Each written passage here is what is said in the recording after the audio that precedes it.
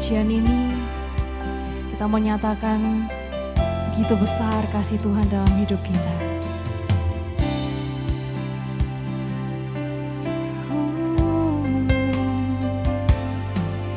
Bapa, besar sungguh kasih setiamu, nyata sungguh perlindunganmu, tak satu kuasa mampu pisahkan aku dari kasih-Mu. Bapa, ajarku selalu hormati-Mu, ajarku turut perintah-Mu, berikan ku hati untuk menyembah-Mu dan bersyukur setiap waktu, seperti Bapa sayang anaknya, demikianlah Engkau mengasihiku. Kau jadikan biji mata-Mu, Kau berikan semua yang ada padamu, seperti Bapa sayang anaknya, demikianlah Kau menuntun langkahku. Hari depan indah Kau beri, rancangan-Mu yang terbaik bagiku. Sekali lagi dengan hati yang penuh kita memujikan.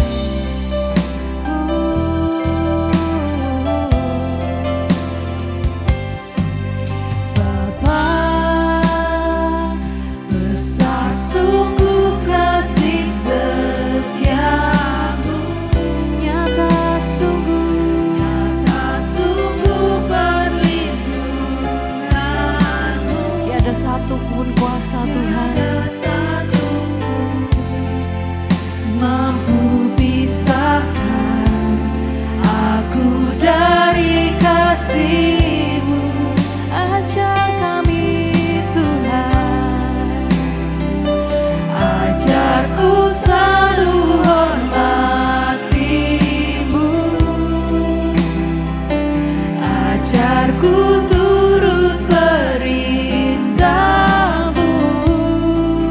berikan ku hati untuk menyembahmu dan bersyukur setiap waktu. Seperti Bapa sayang anaknya, demikianlah Engkau mengasihiku. Kau jadikan biji matamu, Kau berikan semua yang ada padamu. Seperti Bapa sayang anaknya, demikianlah Kau menuntun langkahku. Hari depan indah Kau beri, rancanganmu yang terbaik bagiku. Seperti Bapa sayang anaknya, demikianlah Engkau mengasihiku. Kau jadikan biji matamu, Kau berikan semua yang ada padamu. Seperti Bapa sayang anaknya, demikianlah Kau menuntun langkahku. Hari depan indah Kau beri, rancanganmu yang terbaik bagiku. Baik, kita satu dalam doa.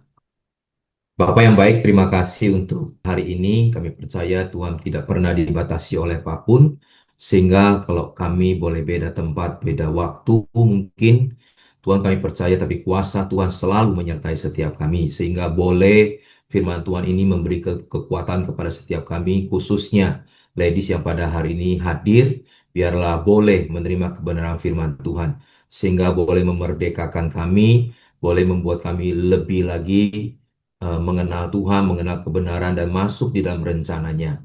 Sehingga kami boleh mempunyai keluarga yang kuat, keluarga yang tangguh, dan keluarga yang menjadi berkat dan diberkati oleh Tuhan. Terima kasih Bapa, di dalam nama Tuhan Yesus, urapi setiap kami di tempat ini. Haleluya. Amin. Shalom ladies.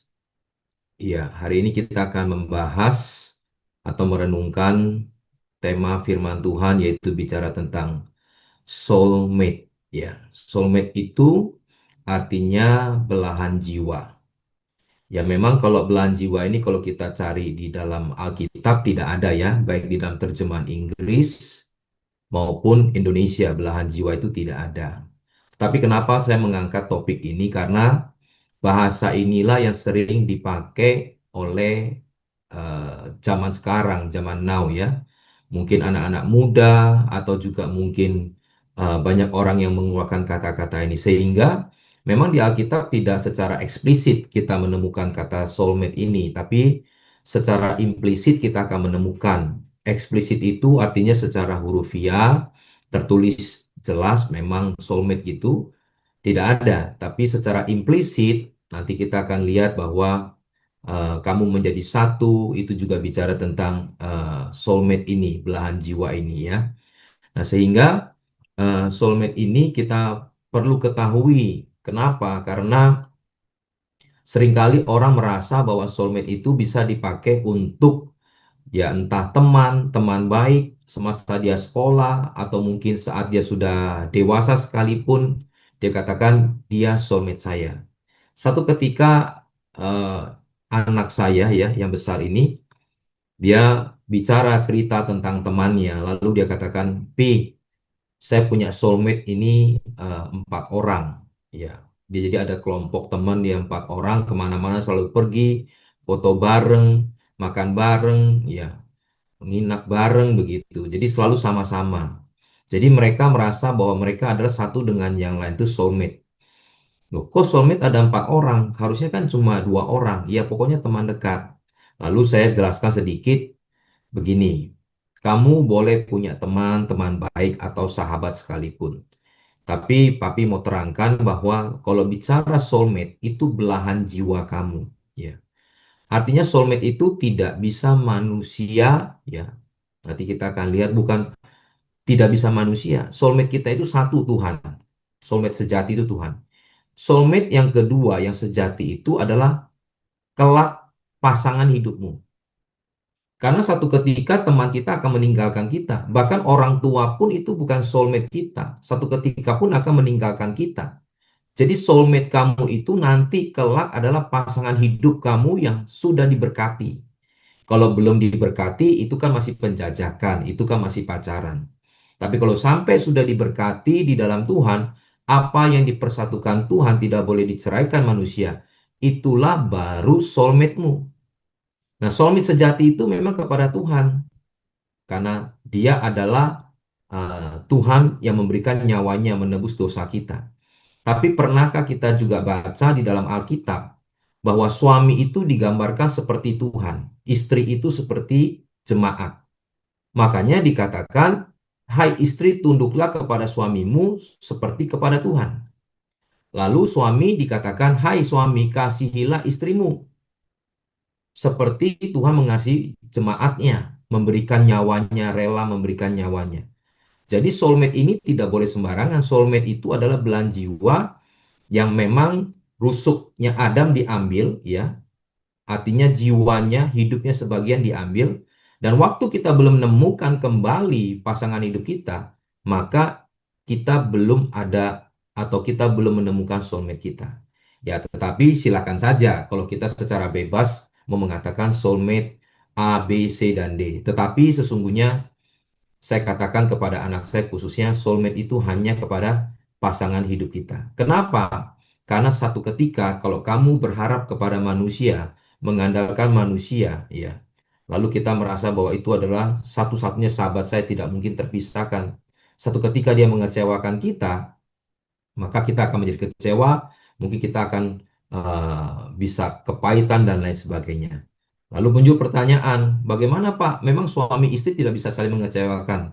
Tapi kalau sudah dipersatukan Tuhan, meskipun ada kecewa, mungkin ada sakit hati, tapi bagaimanapun kita harus datang kepada Tuhan untuk tetap bahwa apa yang dipersatukan Tuhan tidak boleh diceraikan manusia. Sehingga ini mengandung pengertian bahwa soulmate sesungguhnya yang sejati hanya ada pada sepasang suami istri. Mari kita lihat next slide. Nah, pada awalnya apa? Keluarga adalah rancangan Allah bagi manusia. Jadi keluarga itu memang satu rancangan atau rencana Tuhan, blueprintnya Tuhan bagi manusia. Sehingga keluarga itu sangat diperhatikan oleh Tuhan. Makanya ini saya singkat ayatnya ya. Allah menciptakan manusia itu laki-laki dan perempuan, lalu memberkati mereka untuk beranak cucu dan memenuhi bumi.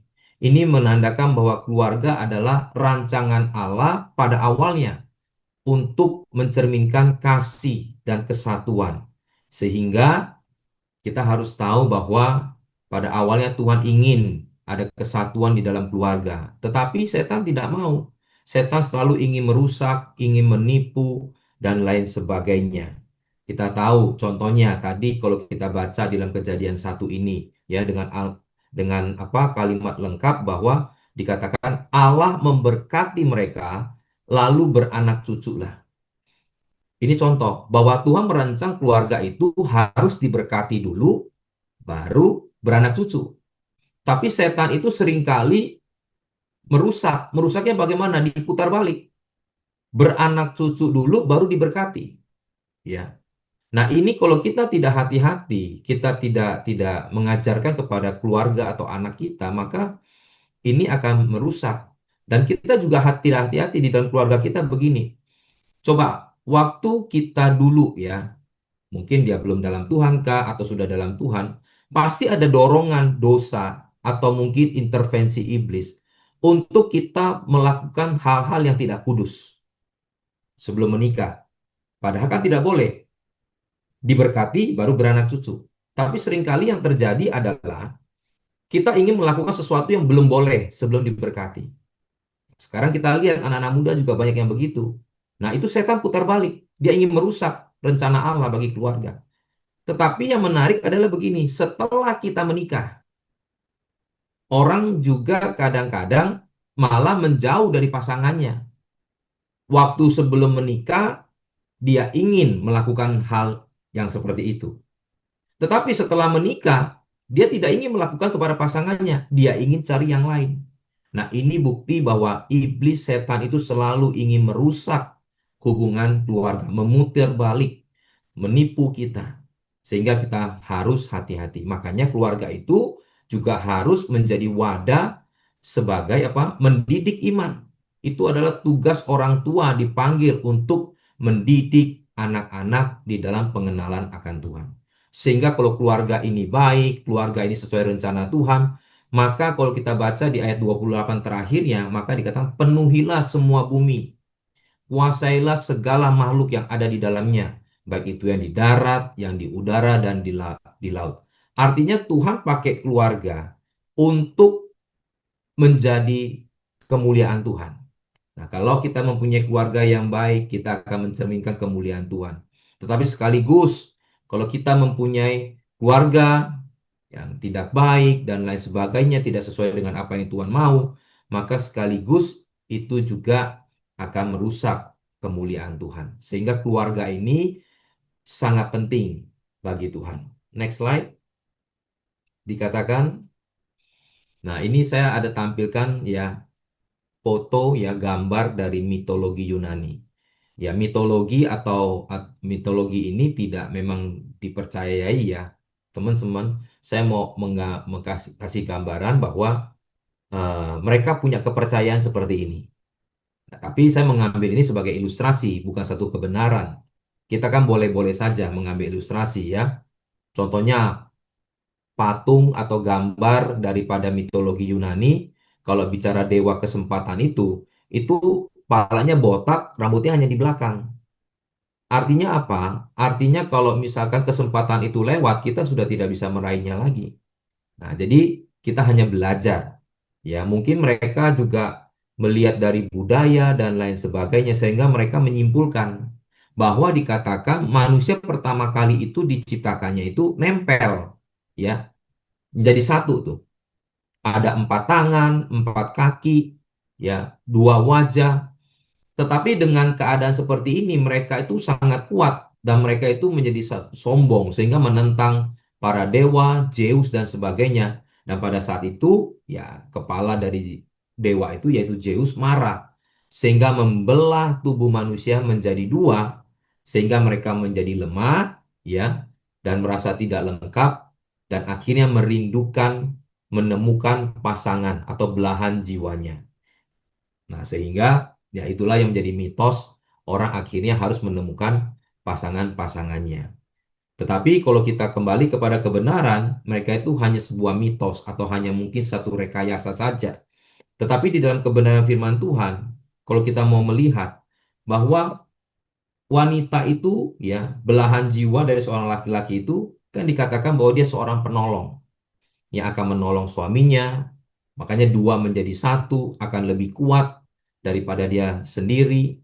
Bahwa doa yang sepakat akan sangat powerful. Jadi menurut mitos ini memang tidak bisa dipercaya 100%, tapi ini bisa menggambarkan bahwa orang yang tidak beragama saja mempercayai bahwa ya manusia itu pada dasarnya perlu menemukan belahan jiwanya. Tapi kita kembali kepada Alkitab. Next, apa kata Alkitab? Alkitab mengatakan di dalam Kejadian 2 ayat 22 sampai 24, dan dari rusuk yang diambil Tuhan Allah dari manusia itu dibangunnya seorang perempuan, ya. Lalu dibawanya kepada manusia itu. Lalu berkatalah manusia itu, inilah dia tulang dari tulangku, ya rusuk, dan daging dari dagingku. Ia akan dinamai perempuan sebab ia diambil dari laki-laki. Sebab itu seorang laki-laki akan meninggalkan ayahnya dan ibunya dan bersatu dengan istrinya sehingga keduanya menjadi satu daging. Jadi jelas di sini belahan jiwa itu bukan bicara anak kepada orang tua atau sebaliknya atau kepada mungkin saudara, teman, tidak. Ini jelas bahwa nanti satu ketika kalau sudah dipersatukan Tuhan, maka inilah yang akan menjadi soulmate-nya, belahan jiwanya. Sehingga ini yang pada akhirnya ya terus sampai pada akhir hayat kita. Makanya di dalam pernikahan itu dikatakan meskipun susah, sakit, miskin atau kaya sekalipun harus tetap bersatu. Tidak boleh diceraikan oleh manusia. Nah, pertanyaannya kalau memang sudah terjadi bagaimana, Pak? Nah, itu kita harus kembali kepada Tuhan masing-masing. Tetapi inilah kebenaran yang harus kita maknai di dalam pernikahan kita. Nah, ladies lihat, ini adalah gambaran atau foto ya, dua menjadi satu. Nanti saya akan tampilkan foto yang lain, tapi kita perhatikan dulu. Ini adalah awal Tuhan persatukan sepasang suami istri ya. Lalu next selanjutnya dikatakan itu di perjanjian lama dikatakan dijadikan satu. Rupanya waktu di ajaran Yesus pun sama.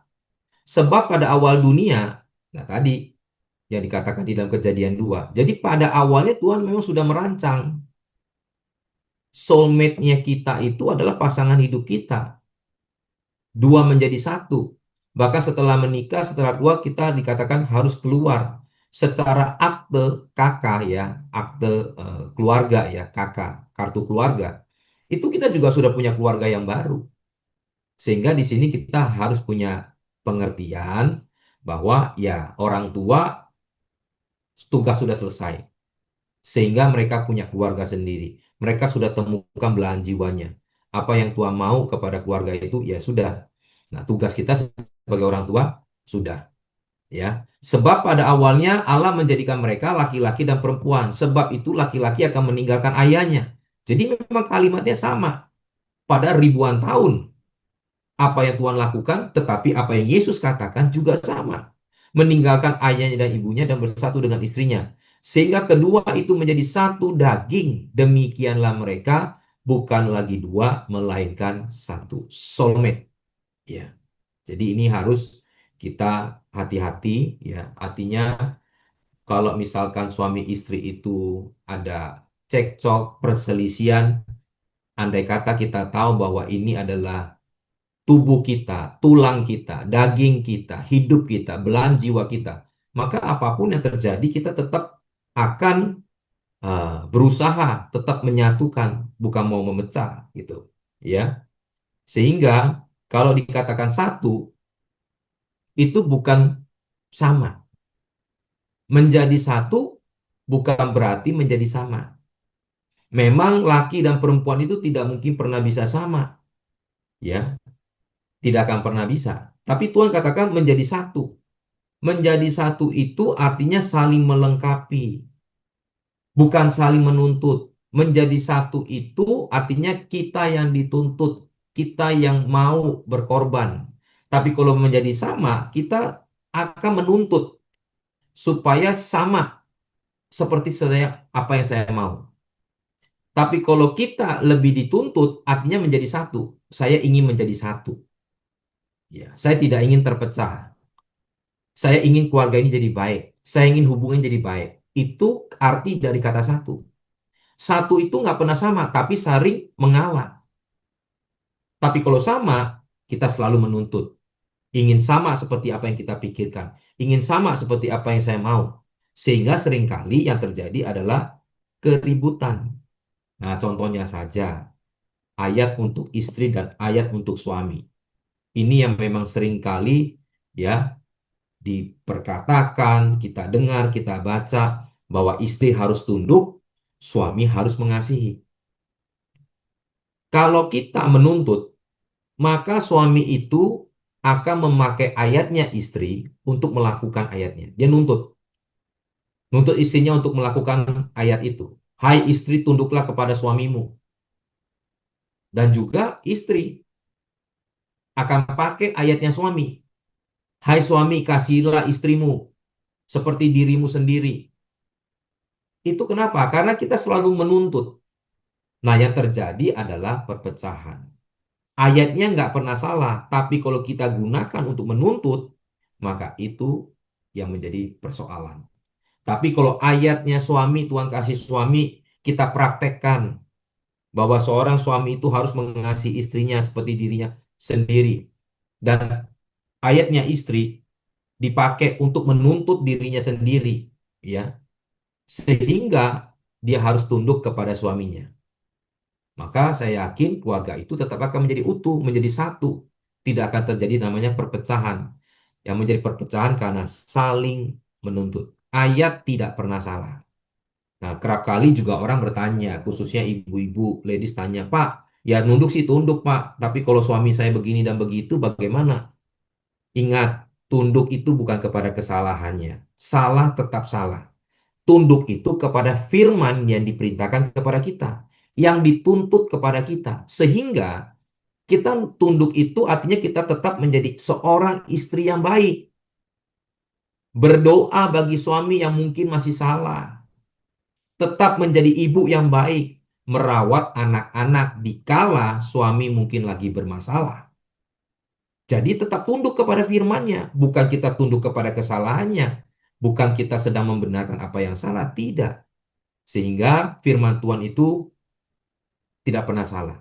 Kalau dia meminta kita untuk mengasihi seorang istri pun, ya seperti dirimu sendiri, ya, itu suami tidak bisa mengatakan, iya Pak, kalau istri saya bijaksana, kalau istri saya misalkan, ya kata-katanya diatur, tidak ngomong sembarangan, mungkin saya bisa mengasihi dia, tapi kalau tidak kan ya nggak bisa. Nah, firman Tuhan nggak ngomong begitu. Seorang suami pun tetap harus mengasihi seorang istrinya. Bagaimanapun itu. Dia tetap harus tunduk juga kepada firman Tuhan yang diberikan kepadanya. Nah, sekarang kita lihat tampilan foto selanjutnya. Yang tadi foto kan saya tampilkan ya, begitu waktu kita uh, ditentukan oleh Tuhan menemukan belahan jiwa. Kita sepasang suami istri, fotonya berdampingan begini. Nah, ini adalah gambaran keluarga atau foto keluarga modern. Ladies, ya, sadari nggak? Seringkali kan kalau kita foto keluarga gimana? Coba. Kebanyakan ya, saya ngomong kebanyakan seperti ini, most seperti ini. Anak ditaruh di tengah, betul? Memang nggak ada masalah besar, silakan saja. Saya cuma mau memberikan satu gambaran ya, sama seperti tadi mitologi Yunani. Dari gambar-gambar kan kita bisa belajar sesuatu yang baik. Nah, ini foto kadang-kadang kita kalau foto selalu anak itu diapit oleh orang tua. Sebetulnya foto seperti ini kalau kita mau pelajari, ini bisa saja anak kerap kali bisa menjadi pemisah orang tua. Ya, bisa loh menjadi pemisah sehingga kasihnya seorang suami itu terbagi buat anak-anak. Itu konsep yang salah. Kasih Tuhan dibagi suami istri itu tetap harus segenap. Tidak bisa. Kenapa? Nanti kita lihat karena anak itu hanya titipan Tuhan. Jadi anak jangan sampai menjadi pemisah kita hubungan suami istri. Makanya anak juga bisa menjadi perekat. Itu salah. Ada orang mengatakan, Pak, saya masih bisa bertahan sama dia karena anak-anak. Itu konsep yang salah. Itu menyesatkan. Ya, saya mau katakan. Itu hati-hati sekali. Kalau anak itu bisa menjadi perekat, satu ketika anak kita sudah besar, kita nggak akan menjadi perekat lagi. Toh sudah punya keluarga sendiri, sudah punya anak, bahkan kita sudah punya cucu. Perekatnya hilang dong. Atau nanti waktu kita punya anak, anak itu jadi pemisah. Nggak bagus dong. Sehingga cinta kita kepada istri, istri kepada suami berkurang. Jadi sekali lagi penting sekali, anak itu tidak bisa menjadi pemisah, bahkan anak itu jangan menjadi perekat di antara hubungan suami istri. Anak itu adalah titipan Tuhan untuk kita didik menjadi takut akan Tuhan, menjadi berkat untuk dunia ini. Tapi suami istri itu soulmate. Soulmate-nya kita bukan sama anak. Nah, ini harus kita tangkap baik-baik karena mohon maaf, kadang-kadang saya melihat ada sebagian keluarga itu dia lebih mencintai anaknya daripada mencintai istrinya. Saya tidak membedakan cinta kepada anak dan istri ya, saya tidak mengatakan itu. Cuma kadang-kadang saya lihat kalau anaknya salah, dia itu bisa seolah-olah, aduh jangan ya Mbak Papa ya, oh begini. Begitu istrinya salah, dia mencak-mencak. Nah, menurut saya itu suami yang tidak beres. Nah, begitupun kita istri. Anak salah, dia, wah pokoknya bisa diampuni lah. Salah 1000 kali pun nggak apa-apa.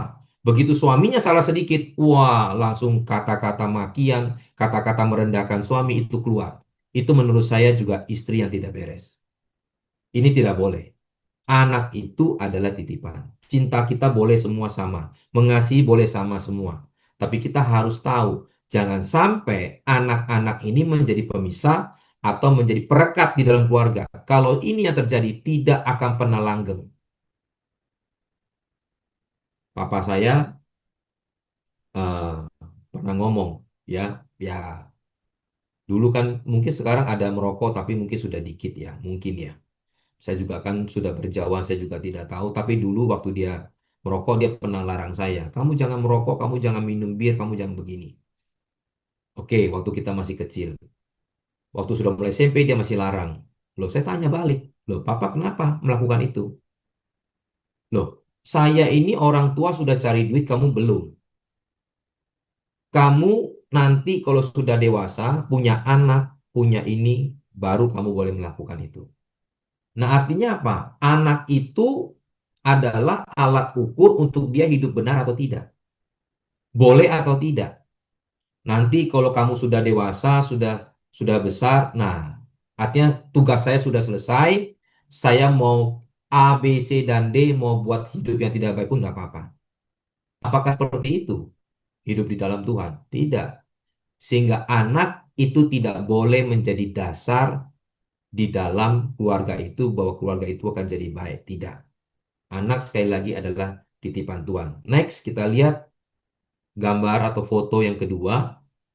Nah, ini anak harusnya di kiri dan kanan. Ya, ini sekali lagi ilustrasi ya. Jadi nanti ladies bukan berarti nanti foto sudah mulai pilih-pilih.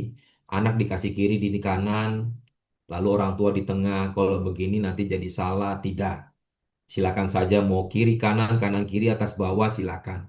Asal tetap ke foto semuanya, jangan ke foto kepalanya tok. Nah, itu kan nggak bagus. Nah, ini gambaran keluarga Allah menurut saya, ya. Gambar ini akan jauh lebih baik. Kenapa? Karena suatu ketika anak akan meninggalkan orang tua. Rela nggak rela, suka tidak suka, satu ketika dia akan punya keluarga sendiri. Sehingga dia akan meninggalkan kita. Tapi yang di tengah itu, suami istri itu akan sampai tutup usia. Akan menemani kita sampai tua, bahkan sampai mati. Yang akan menemani kesendirian kita, waktu kita di rumah, waktu kita kesepian, kita bisa bercanda, kita bisa nonton bareng, kita bisa makan bareng, mungkin kita tetap tidur satu kamar ranjang yang bareng, dan lain sebagainya. Hanya suami istri, ladies. Anak tidak akan pernah menemani kita sampai akhir. Anak itu hanya titipan Tuhan. Sehingga orang tua itu adalah wakil Tuhan untuk mengajar dan mendidik mereka. Sampai nanti mereka kelak juga menemukan soulmate-nya, pasangan hidupnya. Dan mereka nanti punya anak lagi. Makanya dikatakan penuhilah bumi dan berkuasalah dengan segala makhluk dan apa yang ada di dalamnya. Untuk memuliakan Tuhan. Ada misi Tuhan untuk keluarga Allah. Keluarga Tuhan. Ini harus ditangkap dengan baik. Nah, sekarang kita ngukur aja. Cara ngukurnya begini. Kita mengasihi, mencintai pasangan kita. Dulu waktu pacaran atau sekarang? Ya, ada orang mengatakan, Pak, cintanya sudah beda. Oke, nggak apa-apa beda. Tapi semakin mengasihi nggak? Itu yang harus ditolak ukur. Kalau kita semakin mengasihi, itu artinya baik. Itu artinya benar. Tapi kalau semakin ke sini, ya semakin renggang, lalu semakin tidak baik. Ah, ini ada something wrong. Kita harus kembali kepada Tuhan. Kita minta perekatnya bukan anak-anak, tapi Tuhan. Ya, Oke, sehingga orang tua adalah wakil Tuhan. Kita lihat lagi nextnya, wakil Tuhan.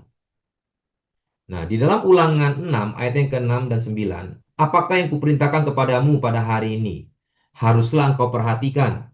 Haruslah engkau mengajarkan berulang-ulang kepada anakmu. Anak-anak muda membicarakan apabila engkau duduk di rumahmu, apabila engkau sedang dalam perjalanan, apabila engkau berbaling, dan apabila engkau bangun. Haruslah juga engkau mengikatkan sebagai tanda pada tanganmu dan haruslah ia menjadi lambang di dahimu.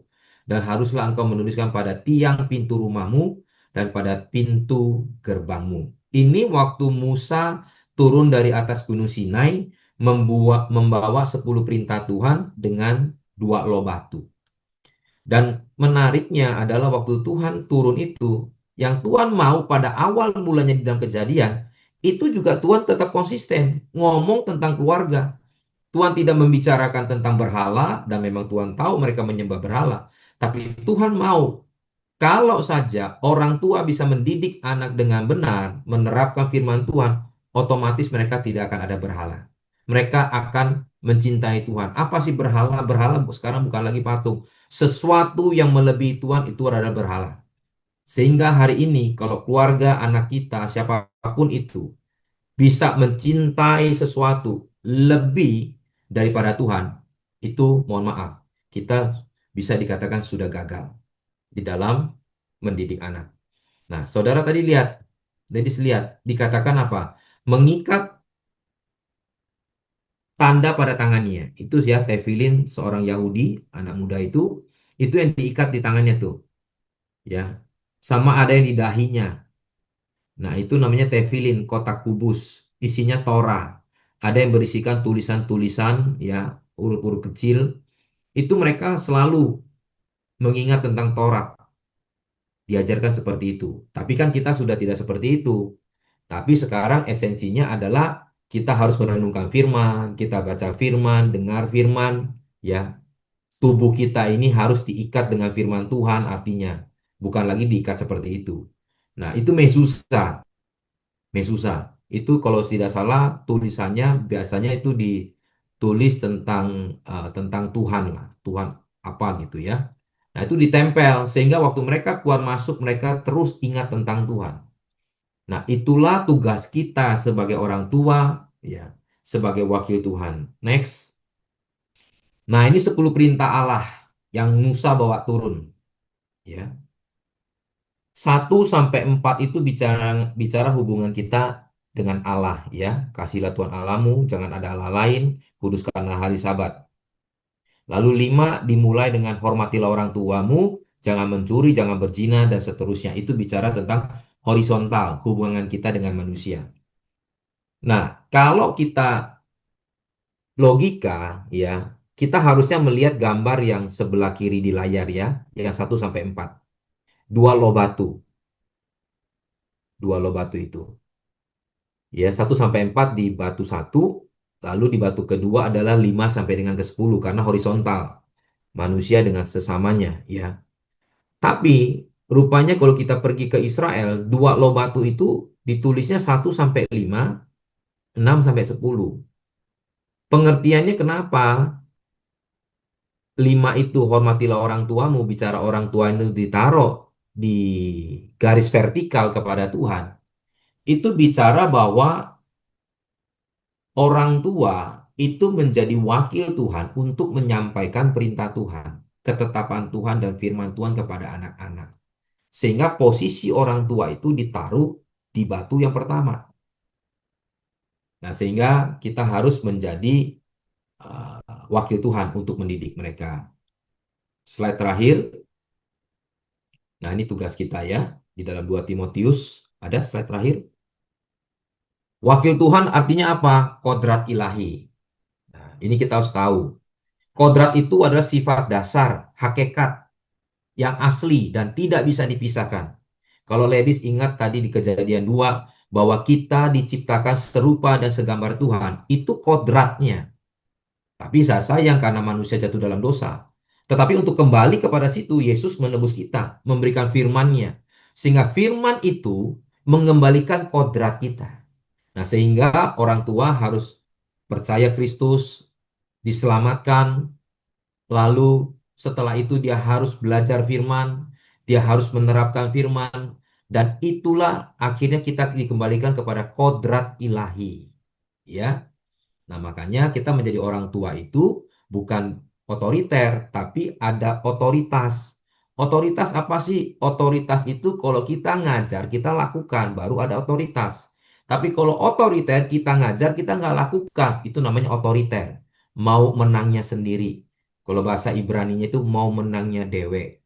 Ya, nah itu arti otoriter. Tapi kalau otoritas, kita ngomong, kita lakukan. Sehingga ada otoritas Allah. Nah, itu kodrat ilahi. Nah, karakter ini yang harus dibentuk dan dididik di dalam keluarga, ya. Nah, 2 Timotius 3 ayat yang ke-16.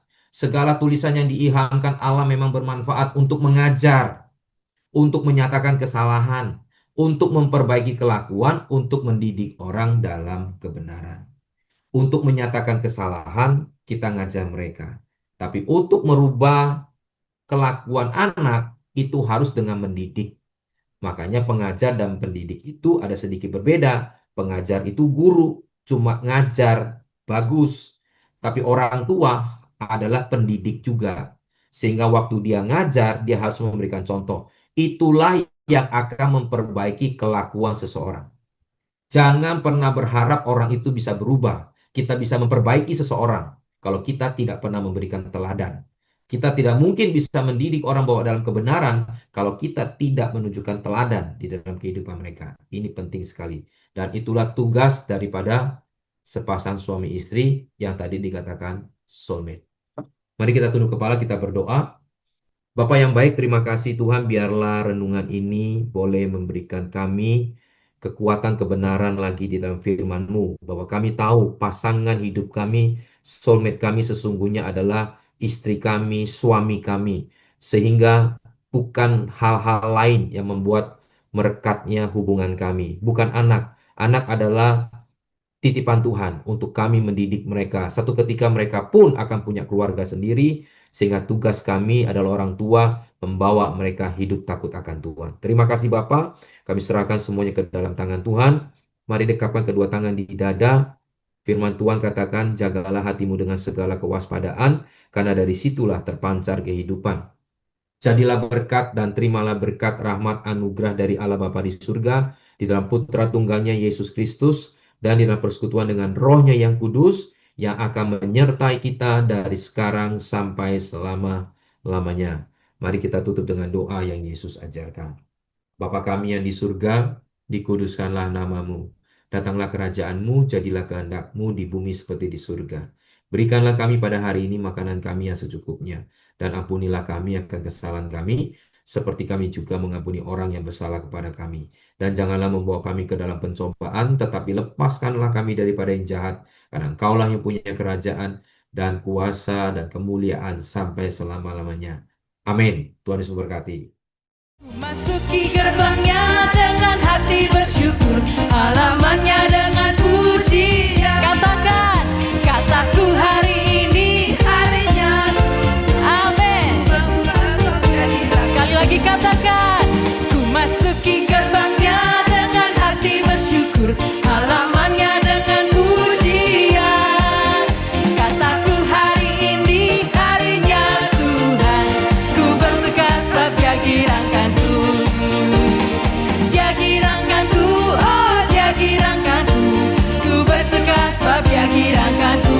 Oh, Dia girangkanku, oh Dia girangkanku, ku bersuka sebab Dia girangkanku. Sama-sama masuki gerbang Tuhan dengan penuh pujian, dengan penuh sukacita.